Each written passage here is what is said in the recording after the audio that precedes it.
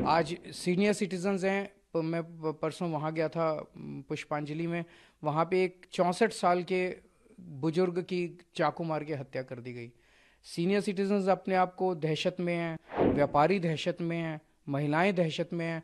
आज आप सड़क के ऊपर मोबाइल फ़ोन लेके नहीं चल सकते, कोई छीन के भाग जाएगा। दिल्ली के अंदर कानून व्यवस्था बनाए रखने की जिम्मेदारी सीधे सीधे गृह मंत्री यानी कि अमित शाह जी की है संविधान के तहत। अमित शाह जी को कोई परवाह ही नहीं है। कहाँ है अमित शाह जी? दिल्ली की कानून व्यवस्था बहुत भयावह हो गई है। लॉ एंड ऑर्डर की बहुत बुरी हालत हो गई है और खुलेआम गोलीबारी हो रही है, खुलेआम चाकूबाजी हो रही है। आज सुबह विश्वास नगर में एक बर्तन के व्यापारी मॉर्निंग वॉक के लिए गए। जब घर वापस आ रहे थे तो भरी सड़क के ऊपर दो मोटरसाइकिल सवारों ने आके उनके ऊपर 8 राउंड गोली चलाई। उनकी वहीं स्पॉट पे मौत हो गई। इतनी हिम्मत कैसे हो गई अपराधियों की कि वो खुलेआम गोलीबारी कर रहे हैं दिल्ली की सड़कों के ऊपर। और ये कोई अकेली घटना नहीं है। पिछले 1-1.5 महीने के अंदर न जाने कितने गैंग वॉर दिल्ली के अंदर, शूट आउट्स दिल्ली के अंदर हो चुके हैं। आज ही उस विश्वासनगर की घटना के कुछ घंटे के बाद गोविंदपुरी में एक व्यक्ति की चाकू मार के हत्या कर दी गई। और उसी स्पॉट के ऊपर कुछ दिन पहले गोविंदपुरी में एक पुलिस कांस्टेबल की चाकू मार के हत्या की गई थी। दिल्ली के अंदर व्यापारियों को खुलेआम फिरौती की कॉल्स आ रही हैं। उनको कॉल आती है, इतने करोड़ रुपए यहाँ पहुँचा दो, नहीं तो तुम्हारे बच्चों को मार देंगे, तुम्हारे परिवार को मार डालेंगे। एक मिठाई वाला है, उसको कॉल आई कि 2 करोड़ रुपए दो। जब उसने देने से मना कर दिया तो 2 दिन बाद उसकी दुकान के ऊपर 2 मोटरसाइकिल सवार आए और उन्होंने धुआंधार गोलियां चला दी। एक कार के शोरूम वाला है, उससे 5 करोड़ रुपए मांगे गए। जब उसने मना कर दिया तो 22 राउंड गोलियां उसके शोरूम के ऊपर चलाई गई। इस तरह से न जाने कितने मामले हैं।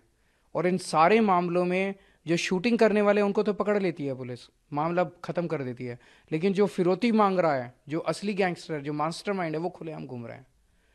सबको पता है कि 11-12 गैंग हैं जो दिल्ली के अंदर ऑपरेट कर रहे हैं। एक को भी नहीं पकड़ पाए अभी ये लोग। तो महिलाएं असुरक्षित हैं, महिलाओं के किडनैपिंग हो रही है, उनका रेप हो जाता है, गैंग रेप हो जाता है, उसके बाद उनका मर्डर कर दिया जाता है। घर से बाहर निकलती हैं लड़कियां, उनके साथ छेड़खानी होती है। को किसके पास जाएं? आज सीनियर सिटीजन्स हैं। मैं परसों वहाँ गया था पुष्पांजलि में। वहाँ पे एक 64 साल के बुजुर्ग की चाकू मार के हत्या कर दी गई। सीनियर सिटीजन्स अपने आप को दहशत में हैं, व्यापारी दहशत में हैं, महिलाएं दहशत में हैं। आज आप सड़क के ऊपर मोबाइल फ़ोन लेके नहीं चल सकते, कोई छीन के भाग जाएगा।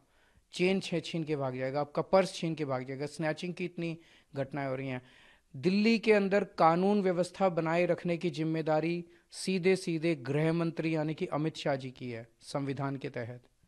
अमित शाह जी को कोई परवाह ही नहीं है। कहाँ है अमित शाह जी? दिल्ली में 2 सरकारें साथ साथ चलती हैं। दिल्ली के अंदर 10 साल पहले लोगों ने हमारी सरकार चुनी।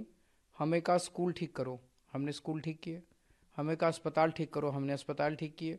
उन्होंने कहा बिजली ठीक करो, हमने बिजली ठीक की। लोगों ने एक जिम्मेदारी बीजेपी की केंद्र सरकार को दी, वो थी कानून व्यवस्था की, लोगों को सुरक्षा देने की, दिल्ली पुलिस की। वो जिम्मेदारी केंद्र सरकार की है और केंद्र सरकार में भी गृह मंत्री की है। गृह मंत्री कौन है? अमित शाह हैं। तो बीजेपी और अमित शाह, अब उनको एक ही जिम्मेदारी लोगों ने दी थी, उसमें भी वो बुरी तरह से फेल हो गए हैं। आज उन्होंने दिल्ली का बुरा हाल कर दिया। केवल और केवल गंदी राजनीति करते हैं। आप जैसे अभी कह रहे हो, गिरिराज जी ने प्रश्न उठाया, तो वो प्रश्न वो भी जानते हैं कि वो गलत बोल रहे हैं, वो भी जानते हैं वो झूठ बोल रहे हैं, जनता को गुमराह कर रहे हैं। वो भी जानते हैं कि बीजेपी की जिम्मेदारी है कानून व्यवस्था को बनाए रखने की। वो नहीं करेंगे, राजनीति करेंगे। केवल राजनीति करते हैं, गंदी राजनीति करते हैं। इससे मेरे दिल्ली के लोगों को सुरक्षा नहीं मिलेगी। मेरी उनसे हाथ जोड़ के अपील है कि कुछ ठोस कदम उठाइए लोगों को सुरक्षा देने के लिए। बयानबाजी बंद कीजिए।